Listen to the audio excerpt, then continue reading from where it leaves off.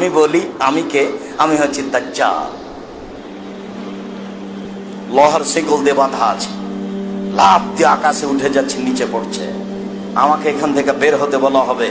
40 দিনে সারা পৃথিবী ঘুরে নিব, মক্কা মদিনায় ঢুকতে পারবো না।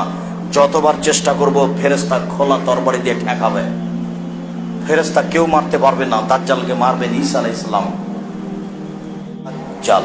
ফাতেমা বিনতে কায়েস বলেন, সাময়িত মুনাদি ইনাদিয়া সালাত জামিয়া, শুনলাম একজন লোক বলে যাচ্ছে সালাত শুরু হতে যাচ্ছে। আমিও তখন বের হয়ে গেলাম সালাত আদায়ের জন্য। সালাত আদায় করার পরে জালাসা রাসূলুল্লাহ সাল্লাল্লাহু আলাইহি মিম্বারিহি, আল্লাহর নবী কাঠের মিম্বারের উপরে উঠে বসলেন। তখন তিনি হাসছিলেন, হাসি হাসি মুখ। তিনি বললেন, কুল্লু মুসাল্লি আলজামু মাকানাহু, সবাই নিজ নিজ জায়গায় বসে থাকো। হাল তাদরুনা লিমা জামাতাকুম, সঙ্গী সাথে বলতে পারো আমি তোমাদের কেন বসতে বললাম? মা জামাতাকুম লিরাগবাতিন ওয়া রাহবাতিন, আমি তোমাদেরকে জাহান্নামের ভয় দেখার জন্য আর জান্নাতের প্রতি আগ্রহী করার জন্য বসতে বলিনি। আনা তামিমা দারি কানা রাজুলান নাসরানিন ফাজাআ আসলামা হাদাসানি হাদিসান কুনতু উহাদ্দিসুকুম আন মাসিহিদ দাজ্জাল। তামিম দারি একজন খ্রিস্টান মানুষ, ও এসেছে, ইসলাম গ্রহণ করেছে। ও দাজ্জালের একটা কাহিনী বলছে, যে কাহিনী আমি তোমাদের বলি। ও বলছে লাকান্না ফি সাফিনাতিন বাহারিতিন মা সালাসিনা রাজুলান মিন লাকমিন ওয়া জুজাম, আমরা লাখম এবং জোজাম সম্প্রদায়ের 30 জন মানুষ নৌকায় উঠেছিলাম, স্টিমারে। ও বলছে, তামিমদারি বলছে যে আমরা লাখম এবং জোজাম সম্প্রদায়ের 30 জন মানুষ স্টিমারে উঠেছিলাম।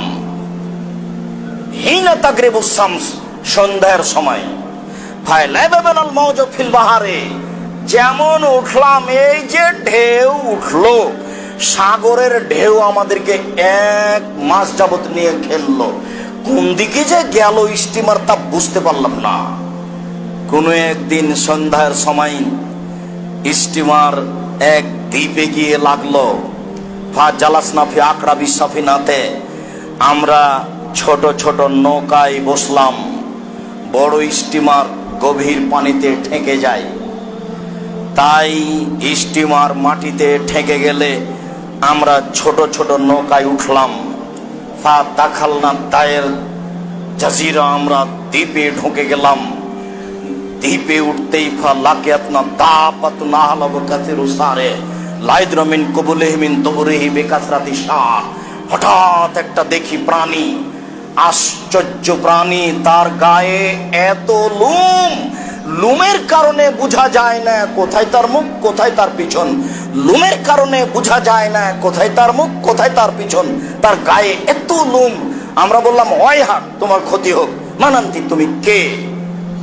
অন্য বর্ণনে বলছে, তামিমদারি বলছে যে আমি দেখলাম একজন মহিলা মাথার চুলকে চিরুনি করছে, অনেক বড় বড় লম্বা লম্বা চুল, এত গায়ে লোম, লোমের কারণে বোঝা যায় না কোথায় তার মুখ কোথায় তার পিছন। আমরা বললাম, তুমি কে? তখন বলছে, আনাল জাসাসা, আমি হচ্ছে সিআইডি, গোয়েন্দা। ওই ঘরে একটা লোক আছে, তোমরা দৌড়িয়ে ওখানে যাও। ওই যে লোকটা এস্তাকেলা খাবার এরকম তোমাদের সংবাদ পাওয়ার জন্য ব্যস্ত হয়ে গেছে। ওই যে ঘর, ওই ঘরে একটা লোক আছে, তোমাদের সংবাদ জানার জন্য ব্যস্ত হয়ে গেছে।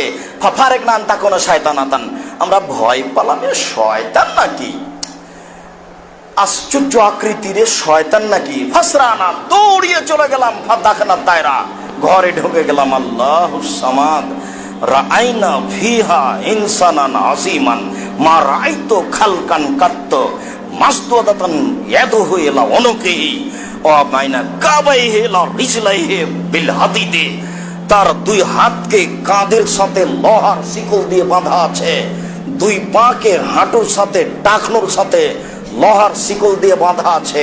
এক হয়তোবা ডান হাত ডান পায়ের নিচ দিয়ে, বাম হাত বাম পায়ের নিচ দিয়ে কানে ভাবে জড়িয়ে আছে লোহার শিকল দিয়ে।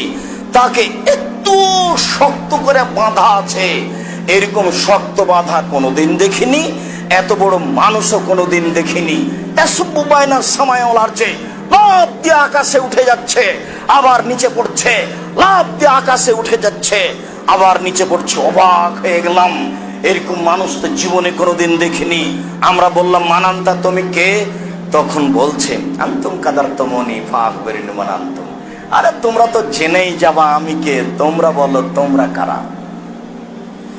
তখন আমরা বললাম আমরা আরবের মানুষ, একটা নৌকায় উঠেছিলাম, স্টিমার আমাদের 1 মাস নিয়ে খেললো, কোথায় যে গেলাম বুঝতে পারলাম না।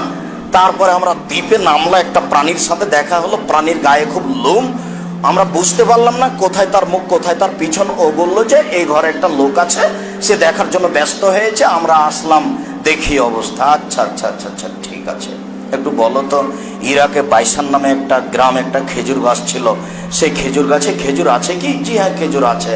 আচ্ছা খেজুর থাকবে না, একটু বলো তো ইরাক একটা বহের নামে একটা ঝিল বিল ছিল, সে বিলে কি পানি আছে? হ্যাঁ বিলে পানি আছে। হ্যাঁ অচিরে বিলে পানি থাকবে না।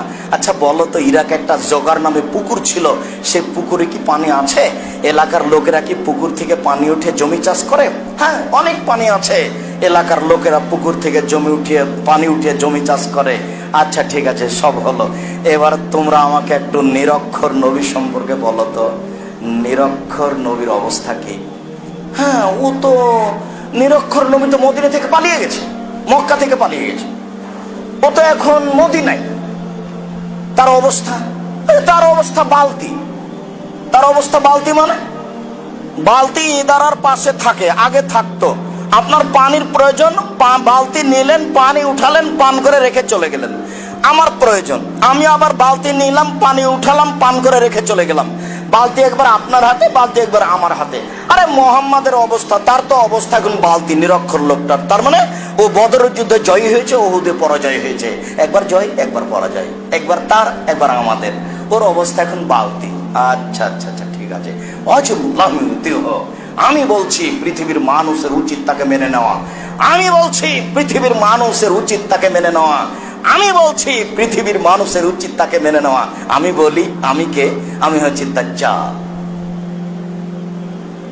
লোহার শিকল দিয়ে বাঁধা আছে, লাফ দিয়ে আকাশে উঠে যাচ্ছে, নিচে পড়ছে।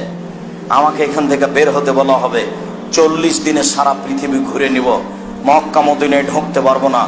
যতবার চেষ্টা করব ফেরেশতা খোলা তরবারি দিয়ে ঠেকাবে, ফেরেশতা কেউ মারতে পারবে না। দাজ্জালকে মারবেন ঈসা আলাইহিস সালাম। জেরুজালেমের বাইতুল মুকাদ্দাসের গেটে ঈসা আলাইহিস সালাম দাজ্জালকে মারবেন। দাজ্জাল ঈসাকে দেখার সাথে সাথে লবণের মতো গলতে থাকবেন, পানিতে যেমন লবণ গলে। দেরি করলে গলে হারিয়ে যাবে, কিন্তু অতক্ষণ দেরি করবেন না। ঈসা আলাইহিস সালাম তাকে তরবারি দিয়ে মারবেন এবং দেখাবেন, এ দেখো এ দেখো এ দেখো রক্ত লেগে আছে, আমি দাজ্জালকে মেরেছি। তার হিজবুত তাওহীদ বলছে দাজ্জাল হচ্ছে আমেরিকা।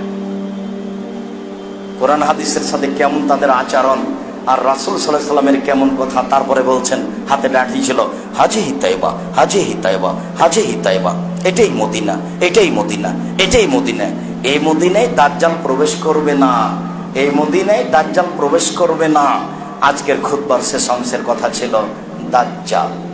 দাজ্জালের একটি কথা ছিল পৃথিবীর মানুষের উচিত তাকে মেনে নেওয়া, এরপরে মানুষ মাযহাব মানে। বুঝাতে পারিনি কথা। দাজ্জাল কাকে মানতে বলছে? মুহাম্মদ সাল্লাল্লাহু আলাইহি সাল্লামকে।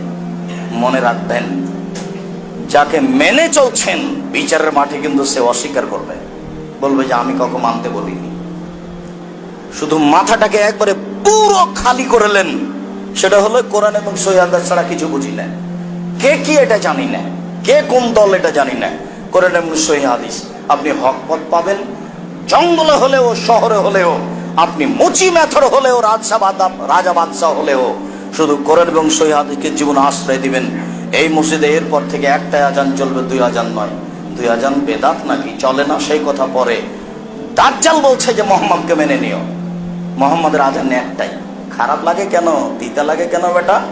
এটাই চূড়ান্ত, যেটা বলছি সেটাই। জীবনে আমি কোনোদিন অপ্রয়োজনীয় কোনো বাক্য বলিনি। 1990 সাল থেকে মাঠে আছি।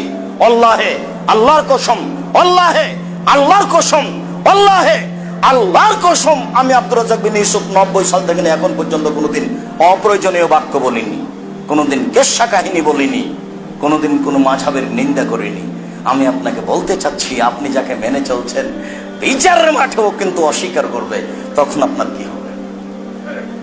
আমার একটা পরামর্শ থাকছে, জীবনে কোরআন এবং সহিহ হাদিস মেনে চলার চেষ্টা করবেন। জীবন বাজি রেখে বুদ্ধি বিবেচনা আছে কিয়ামতের পূর্ব লক্ষণের ব্যাপারে সতর্ক থাকবেন।